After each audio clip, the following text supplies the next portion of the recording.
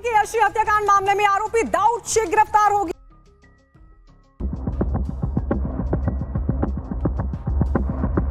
25 जुलाई 2024 शाम का समय सुरेंद्र कुमार सिंधे नवी मुंबई के उरण पुलिस स्टेशन जाते हैं। पुलिस स्टेशन जाने के बाद थाना इंचार्ज को बताते हैं कि आज सुबह उनकी बेटी अपने घर से यह कहकर निकली कि वो अपने किसी दोस्त से मिलने के लिए जा रही है, लेकिन सुबह से शाम हो गई, उनकी बेटी घर पर नहीं लौटी। आगे सुरेंद्र बताते हैं कि अक्सर उनकी बेटी जब कभी भी वो लेट होती तो वो फोन कॉल करके बता दिया करती थी, लेकिन आज उसने ऐसा नहीं किया क्योंकि आज उसका मोबाइल फोन भी स्विच ऑफ आ रहा है। सुरेंद्र बताते हैं कि हमने हर जगह अपनी बेटी को तलाश करने की कोशिश की, उसके दोस्तों से पूछा, हमारे रिश्तेदारों से पूछा, लेकिन हमारी बेटी का कहीं पर भी पता नहीं चला और थक हार कर हम यहाँ अपनी बेटी की मिसिंग कंप्लेंट लिखवाने आए हैं। अब एक पिता को इतना भावुक देख पुलिस वाले भी उनकी वो मिसिंग कंप्लेंट लिख लेते हैं। इसके साथ ही यशस्वी को ढूंढने के लिए एक टीम भी बनाई जाती है।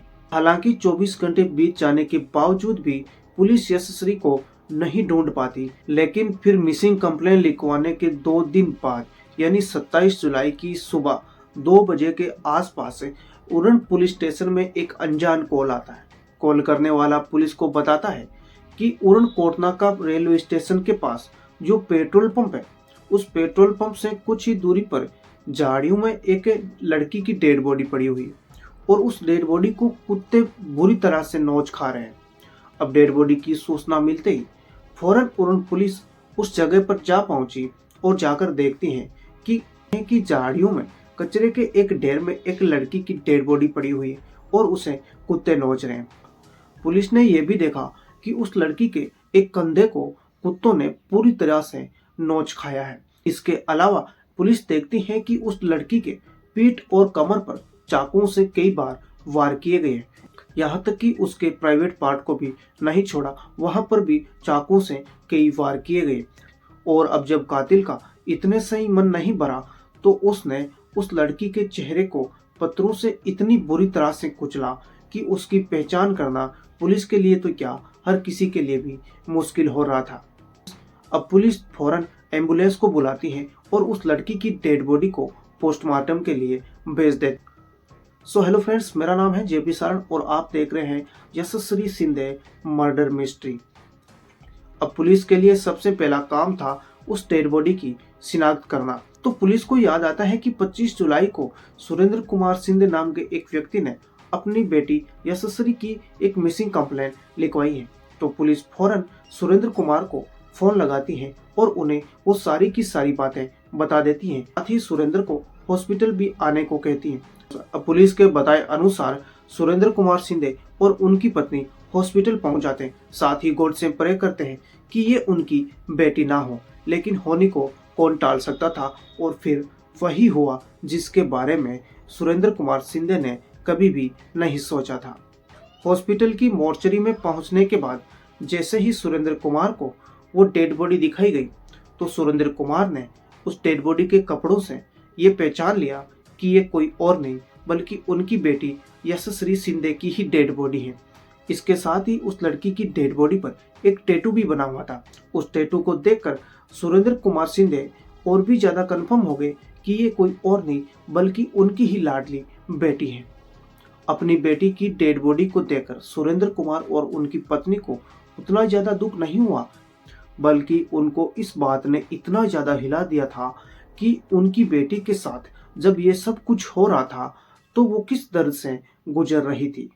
अब पिता सुरेंद्र कुमार सिंधे और यशस्वी की मां दोनों का रो रो कर बुरा हाल हो रहा था। पुलिस वाले उनको शांत कराने की कोशिश करते, लेकिन वो रुकने का नाम नहीं ले रहे थे।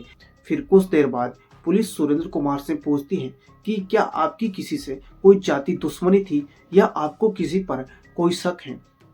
तो पिता सुरेंद्र कुमार ने पुलिस को एक नाम बताया और वो नाम था दाऊद शेख। पुलिस ने उनसे इसका कारण पूछा तो सुरेंद्र कुमार से पुलिस को ये पता चला कि साल 2019 में सुरेंद्र कुमार ने अपनी बेटी यशस्वी के यौन शोषण करने पर उन्होंने दाऊद शेख के अगेंस्ट पोक्सो एक्ट में एक मुकदमा दर्ज करवाया, जिस वजह से पुलिस दाऊद को गिरफ्तार करती है और गिरफ्तार करने के बाद कोर्ट में पेश करती है और कोर्ट द्वारा उसे जेल भी भेजा गया था।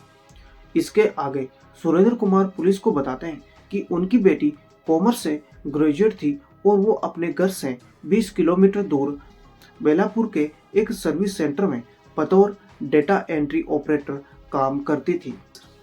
तो अब पुलिस सबसे पहले यशस्वी की मोबाइल लोकेशन पता करती है, तो उसकी आखिरी लोकेशन कोटनाका के आसपास दिखाई दी। अब पुलिस लोकेशन के आधार पर कोटनाका वाले उस एरिया में जाती है, लेकिन पुलिस को वहाँ कुछ भी हाथ नहीं लगता।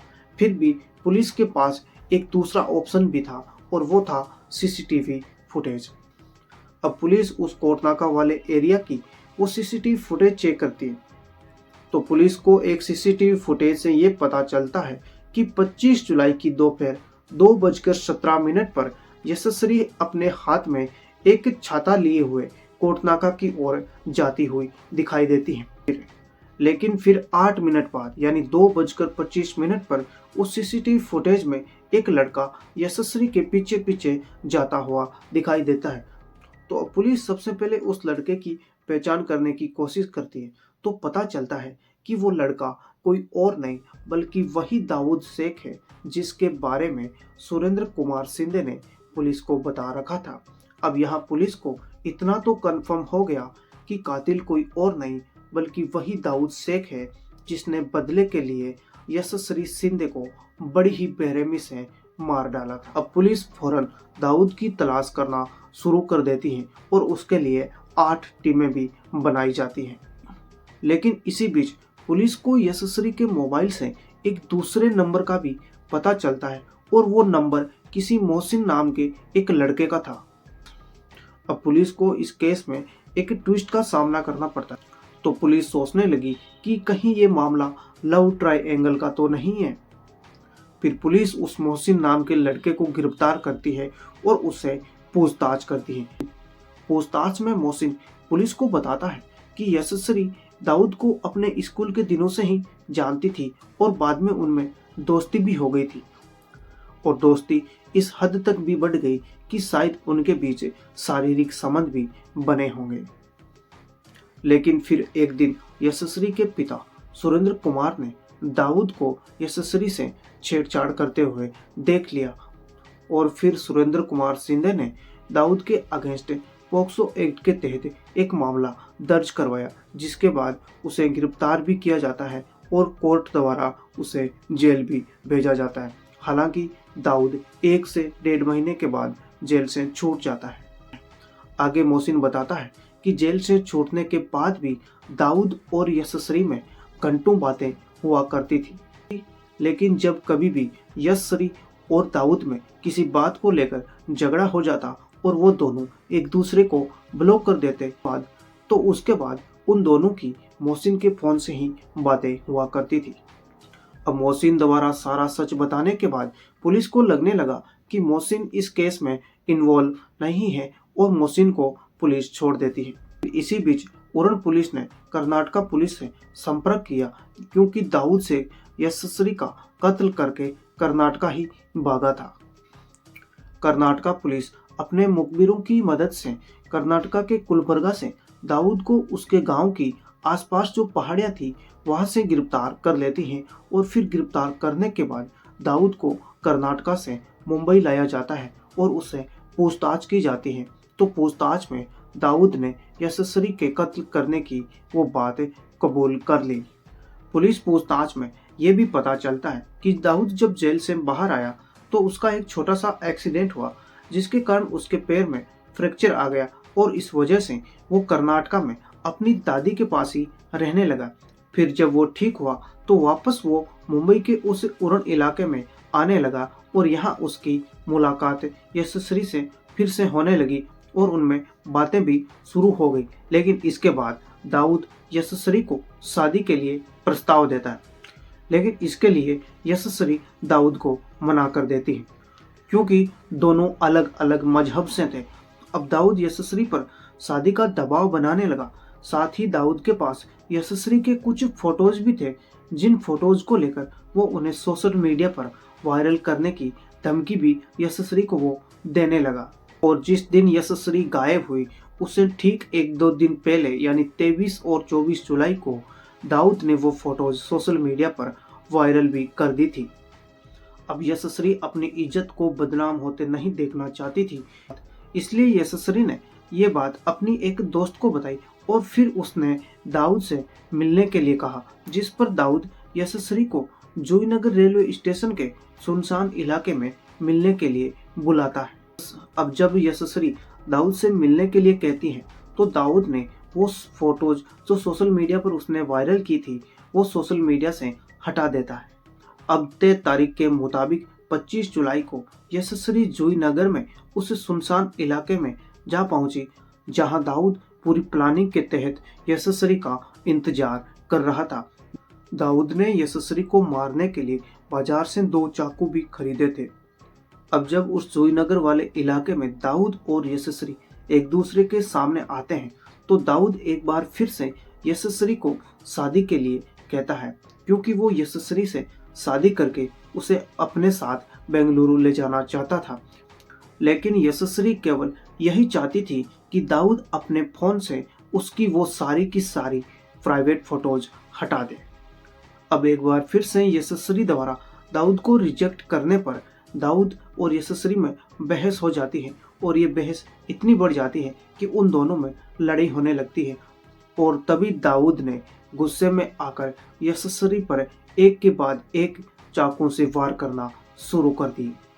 दाऊद ने यशस्वी के पीठ और कमर पर चाकू से कई बार वार किए, यहाँ तक कि उसके प्राइवेट पार्ट को भी उसने नहीं छोड़ा। और जब इतने से भी दाऊद का मन नहीं भरा तो उसने एक बड़े से पत्थर से यशस्वी के चेहरे को इतनी बुरी तरह से कुचला ताकि उसकी पहचान करना पुलिस के लिए और दूसरे लोगों के लिए मुमकिन ही ना हो। अब दाऊद द्वारा सारी कहानी बताने के बाद पुलिस दाऊद को कोर्ट में पेश करती है, जहां से उसे जेल भेज दिया जाता है।